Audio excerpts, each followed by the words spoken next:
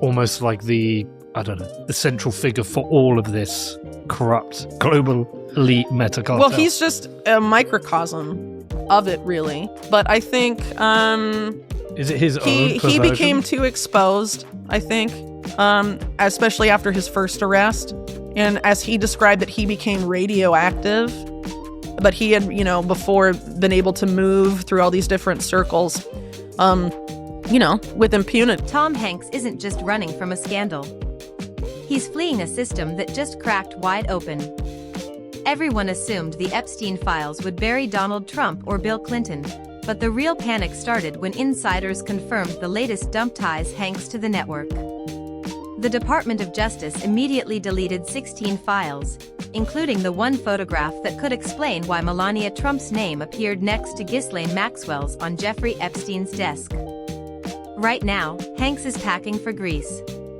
The DOJ is scrambling to redact 3 million pages, and Pam Bondi has just warned that another 2.5 million files are coming, after he's already gone.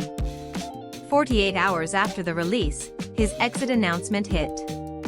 The files mention no charges, but sources say the concrete evidence isn't in what's public yet. 550 pages are fully blacked out. The DOJ admits some documents are fake, and the one face they're most desperate to scrub isn't Trump, and it isn't Clinton. The timing doesn't add up. The redactions don't make sense. And the next drop isn't just another leak, it's the moment we find out who's been protecting whom. Hanks won't be in the country to see it. Just broke moments ago. The Democrats on the House Oversight Committee have released photos from Jeffrey Epstein's estate. We're getting dribs and drabs of this, and we had some pictures already, and here's some. There are some that show Donald Trump, Bill Clinton, Steve Bannon, Bill Gates, and others. None of the released images depicts any misconduct. None is believed to depict underage girls. It was not immediately clear when or where they were taken or by whom. Okay, here's the moment the Department of Justice finally released 3 million pages of Epstein files. The real story wasn't in what they showed. It was in what started moving behind the scenes. The dump was supposed to be the final act, the transparency everyone had demanded for years. But then the deletions began. 16 files vanished from the DOJ's own servers within hours, including a single photograph that placed Donald Trump, Melania Trump, Ghislaine Maxwell, and Jeffrey Epstein together at a desk. The kind of visual receipt that could have settled years of speculation. That image is now gone, scrubbed from the public record. The only explanation offered is a vague statement about review processes. Meanwhile, the names people expected to dominate the headlines, Trump, Clinton, the usual suspects, weren't the ones causing the real panic. Because buried in the metadata and margins, according to people who've seen the unredacted batches, was something far more damaging.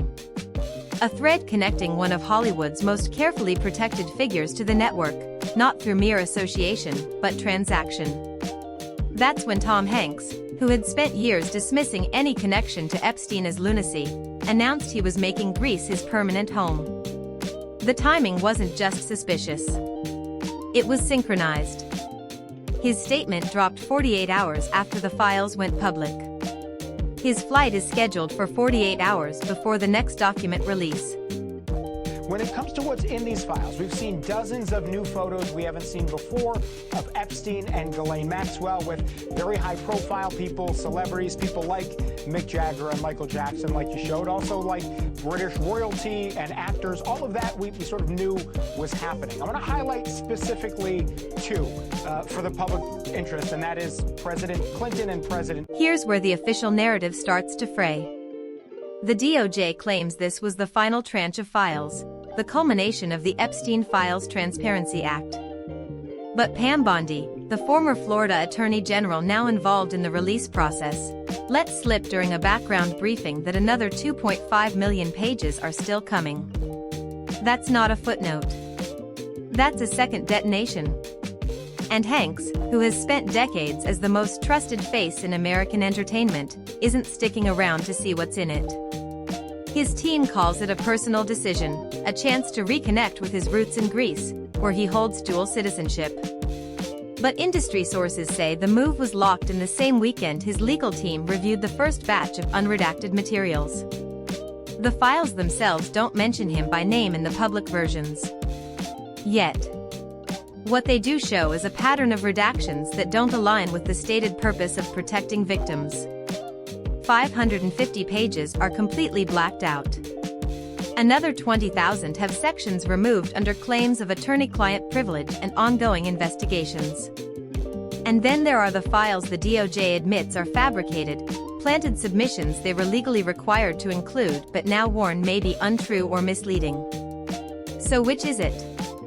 Are the Hanks references real, or are they part of the misdirection? Because the one thing everyone agrees on is that someone is shaping this narrative, and the deletions aren't accidents. The files that survived the purge paint a picture of a system that operated in plain sight for decades, where powerful men treated Epstein's circle not as a liability, but as a resource. Emails show Elon Musk asking Epstein which night would host the wildest party on his private island. Richard Branson, in a message to Epstein, signs off with "as long as you bring your harem," a phrase his team now claims was just playful banter about adult women at a business meeting.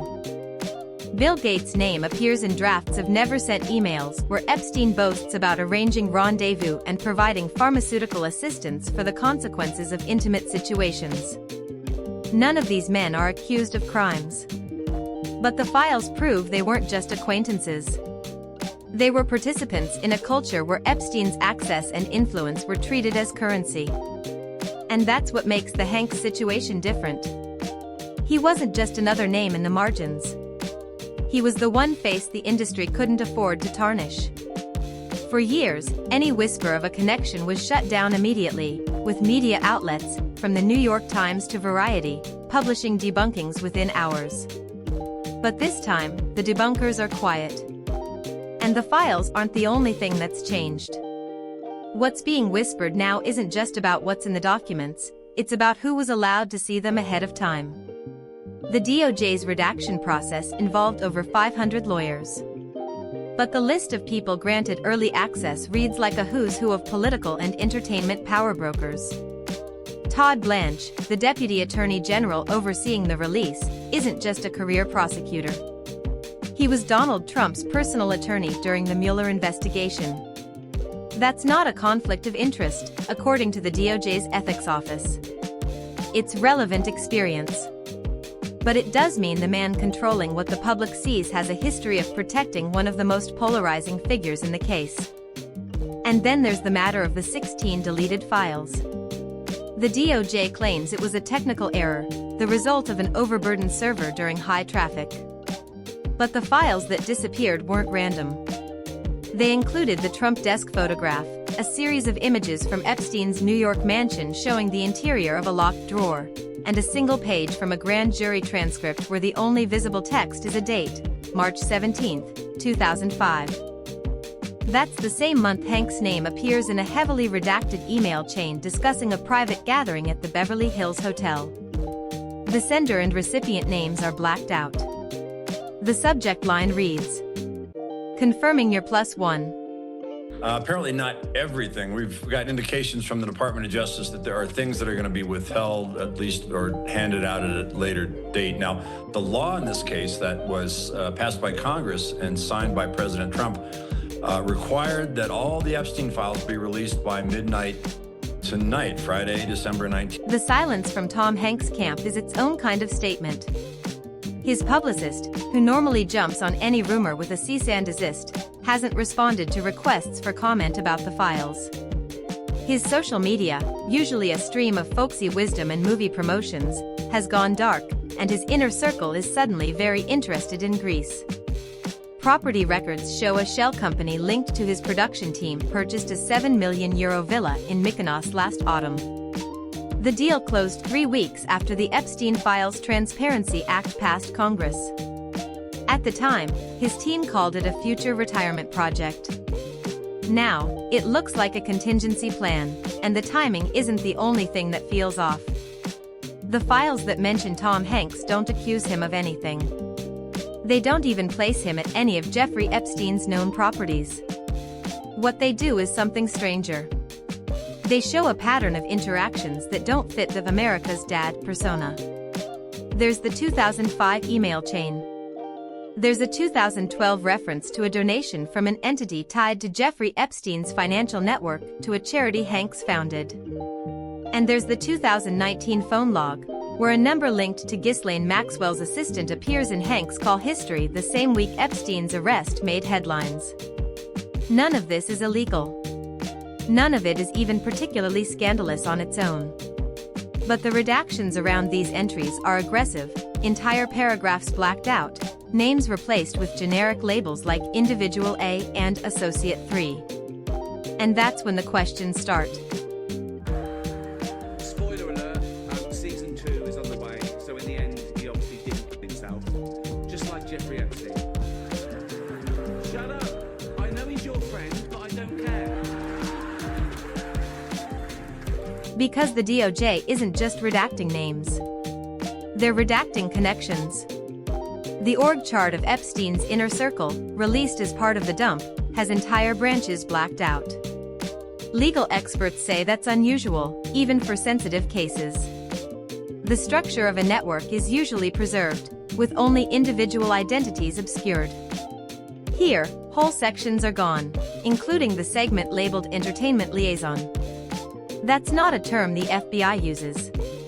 It's not standard legal language. It's a phrase that implies a role.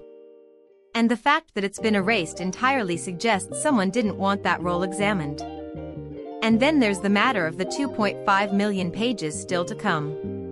Bondi's office says they'll be released in stages over the next 6 months. But the way Hank's team is moving, they don't seem to be waiting to find out what's in them.